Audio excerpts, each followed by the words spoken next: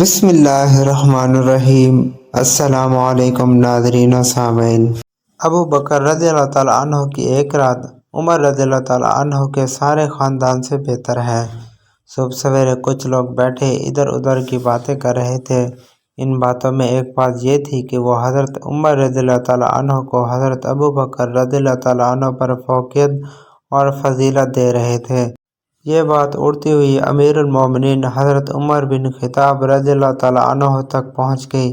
چنانچہ حضرت عمر رضی اللہ تعالیٰ عنہ دوڑتے ہوئے آئے اور لوگوں کے ایک بھرے مجمع میں کھڑے ہو کر فرمایا، خدا گواہ ہے کہ ابو بکر رضی اللہ تعالیٰ عنہ کی ایک رات عمر کے سارے خاندان سے بہتر ہے، اور ابو بکر رضی اللہ تعالیٰ عنہ کا ایک دن عمر کے خاندان سے بہتر ہے۔ پھر آپ رضی اللہ تعالیٰ عنہ نے لوگوں کے سامنے حضرت ابو بکر صدیق رضی اللہ تعالیٰ عنہ جیسے عظیم انسان کا ایک واقعہ بیان کیا تاکہ ان کو حضرت ابو بکر صدیق رضی اللہ تعالیٰ عنہ کا مقام اور مرتبہ معلوم ہو۔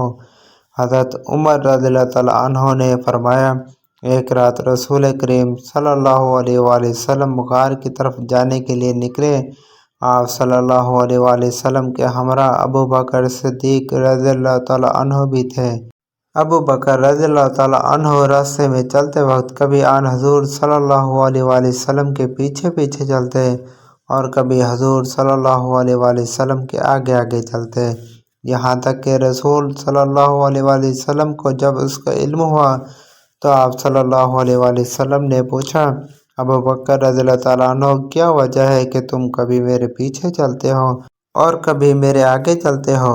حضرت ابو بکر رضی اللہ تعالیٰ عنہ نے بڑے غمزدہ لہجے میں عرض کیا، یا رسول اللہ صلی اللہ علیہ وآلہ وسلم، میں کبھی آپ صلی اللہ علیہ وآلہ وسلم کے پیچھے چلتا ہوں تاکہ دیکھوں کہ کہیں کوئی آپ کو تلاش تو نہیں کر رہا، اور کبھی آپ صلی اللہ علیہ وآلہ وسلم کے آگے آگے چلتا ہوں تاکہ دیکھوں کہ کہیں کوئی گھات لگا کر آپ صلی اللہ علیہ وآلہ وسلم کا انتظار تو نہیں کر رہا ہے۔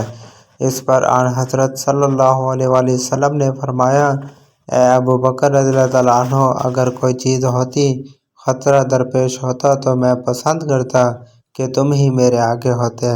ابو بکر رضی اللہ تعالیٰ عنہ نے شوق سے عرض کیا، جی ہاں، اس ذات کی قسم جس نے آپ صلی اللہ علیہ وآلہ وسلم کو حق کے ساتھ بھیجا ہے۔ جب دونوں غار ثور میں پہنچ گئے تو حضرت ابو بکر رضی اللہ تعالیٰ عنہ نے حضور اکرم صلی اللہ علیہ وآلہ وسلم کو یہ عرض کرتے ہوئے ٹھہرایا کہ یا رسول اللہ صلی اللہ علیہ وآلہ وسلم، ٹھہریے، مجھے پہلے اس غار میں جانے دیں۔ اگر کوئی سانپ یا مضر جانور ہو تو وہ مجھے نقصان پہنچائے، آپ صلی اللہ علیہ وآلہ وسلم کو نہ پہنچائے۔ ابو بکر رضی اللہ تعالیٰ عنہ غار کے اندر گئے اور اپنے ہاتھ سے سوراخوں کو ٹٹولنے لگے اور ہر سوراخ کو کپڑے سے بند کیا۔ جب سارا کپڑا اس میں لگ گیا تو دیکھا کہ ایک سوراخ باقی رہ گیا ہے، اس میں اپنا پاؤں رکھ دیا۔ پھر نبی صلی اللہ علیہ وآلہ وسلم اس غار میں داخل ہوئے۔ جب صبح ہوئی اور ہر طرف روشنی پھیل گئی تو آپ صلی اللہ علیہ وسلم کی صدیق اکبر رضی اللہ تعالیٰ عنہ پر نظر پڑی تو دیکھا کہ ان کے بدن پر کپڑا نہیں ہے۔ آپ صلی اللہ علیہ وآلہ وسلم نے متعجب ہو کر پوچھا، اے ابو بکر رضی اللہ تعالیٰ عنہ، تمہارا کپڑا کہاں ہے؟ حضرت ابو بکر صدیق رضی اللہ تعالیٰ عنہ نے سارا واقعہ بتایا تو نبی کریم صلی اللہ علیہ وآلہ وسلم نے اپنے دست مبارک اٹھائے اور یہ دعا فرمائی، اے اللہ، قیامت کے دن ابو بکر رضی اللہ تعالیٰ عنہ کو میرے ساتھ میرے درجہ میں کر دے۔ اللہ تعالیٰ نے وحی نازل فرمائی کہ اللہ جل جلالہ نے آپ کی دعا قبول فرما لی ہے۔ اس کے بعد اللہ قیامت کے دن ابو بکر رضی اللہ تعالیٰ عنہ کو میرے ساتھ میرے درجہ میں کر دے۔ اللہ تعالیٰ نے وحی نازل فرمائی کہ اللہ جل جلالہ نے آپ کی دعا قبول فرما لی ہے۔ اور اس کے بعد حضرت عمر بن خطاب رضی اللہ تعالیٰ عنہ نے فرمایا، اس ذات کی قسم جس کے قبضے میں میری جان ہے، ابو بکر رضی اللہ تعالیٰ عنہ کی وہ رات عمر کے خاندان سے زیادہ بہتر ہے۔